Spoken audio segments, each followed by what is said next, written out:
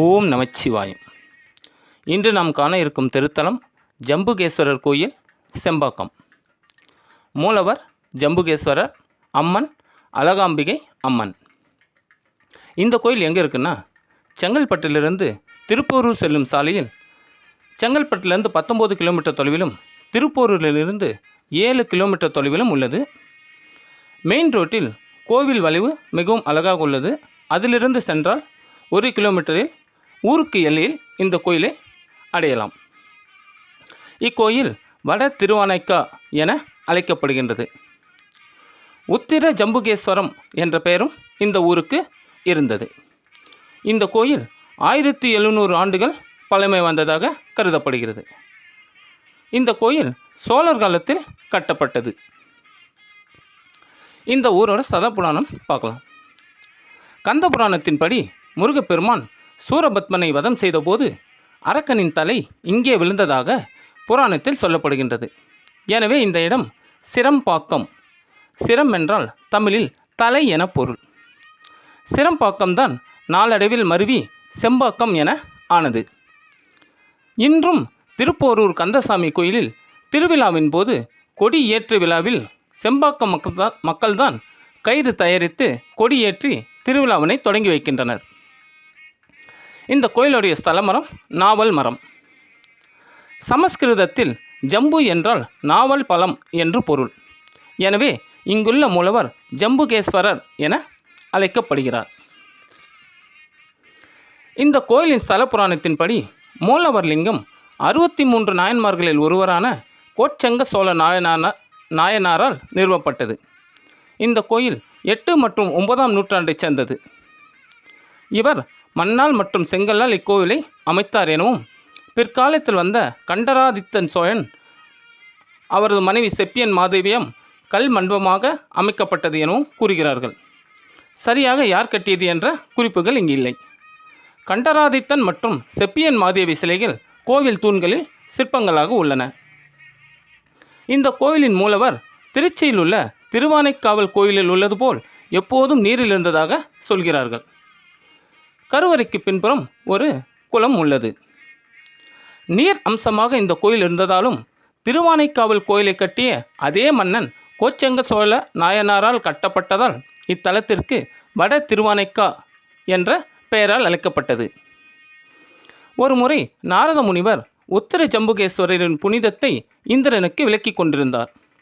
இந்திரனோ நாரத முனிவரின் பேச்சை கேட்காமல் வேறு சிந்தனையில் கவனத்தை செலுத்தியிருந்ததால் நாரதரின் கோபத்திற்கு ஆளானார்.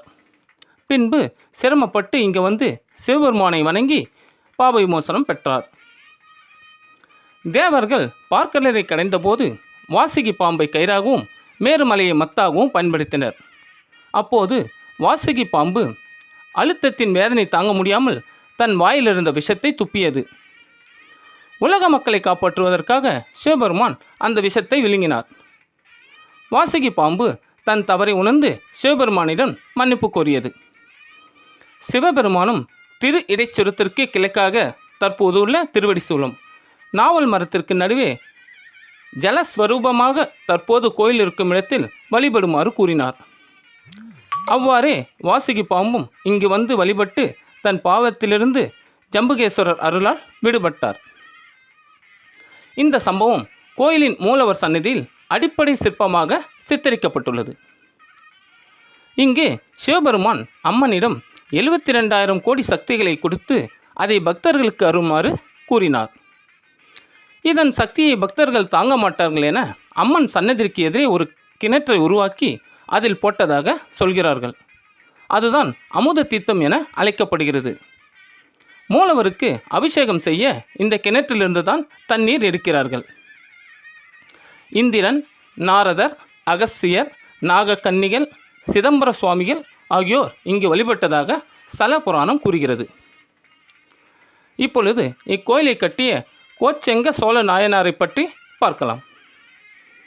சோழர் நாட்டில் காவிரி ஆற்றங்கரையில் மரங்கள் நிறைந்த பகுதியில் பெரிய ஒரு மரத்திற்கு கீழே லிங்கம் ஒன்று இருந்தது.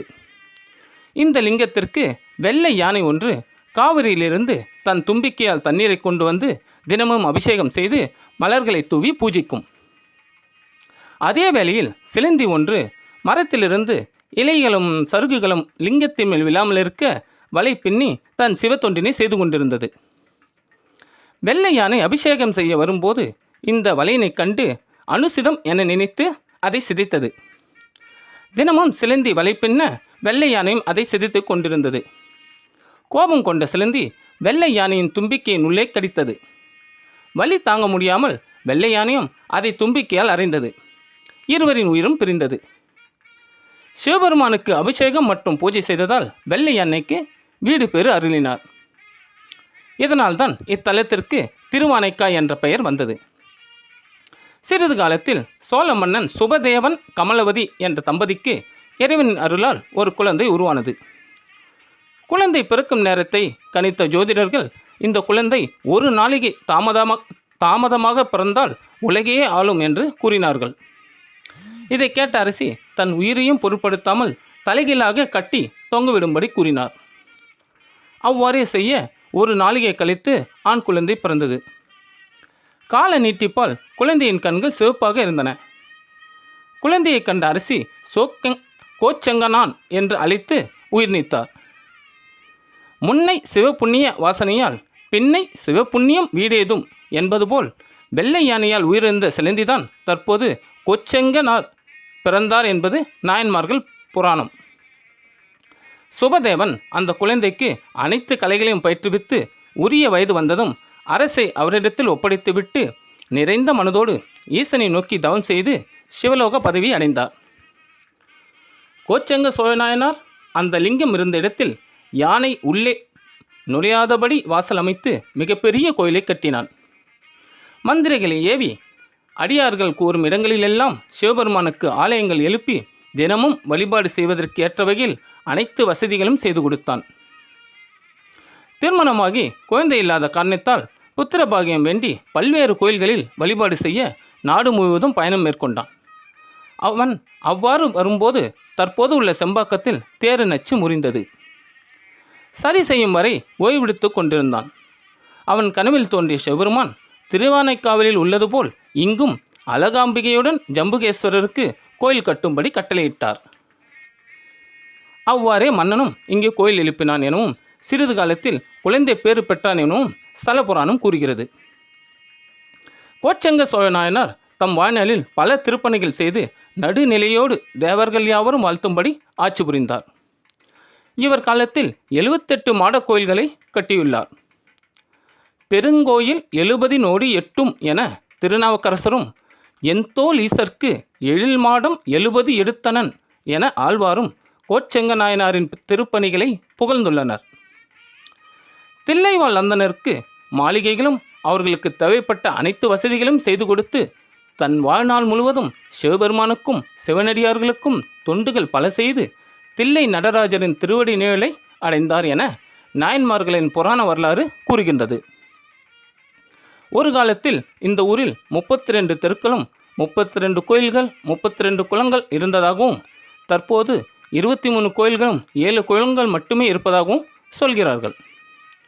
இன்றும் இக்கோவிலில் சித்தர்களும் சிவகணங்களும் நெல்லையுடன் பூஜை செய்வதாகவும் அந்த சத்தம் இன்றும் கேட்பதாகவும் ஊர் மக்கள் சொல்கிறார்கள். இந்த கோயிலில் யோகா மற்றும் பிற தியானங்களை செய்வது மிகுந்த பலன்களை தரும் என்று நம்பப்படுகிறது. கோயில் திறந்திருக்கும் நேரம் காலை 7 மணி முதல் 12 மணி வரை, மாலை 4 மணி முதல் 7 மணி வரை. இந்த வீடியோ உங்களுக்கு பிடிச்சிருந்தா லைக் பண்ணுங்கள், சப்ஸ்கிரைப் பண்ணுங்கள், பெல் ஐக்கானை ப்ரெஸ் பண்ணுங்கள். உங்களுடைய கருத்துக்களை கமெண்ட்டில் பதிவு பண்ணுங்கள். ஓம் நமச்சிவாய். நன்றி.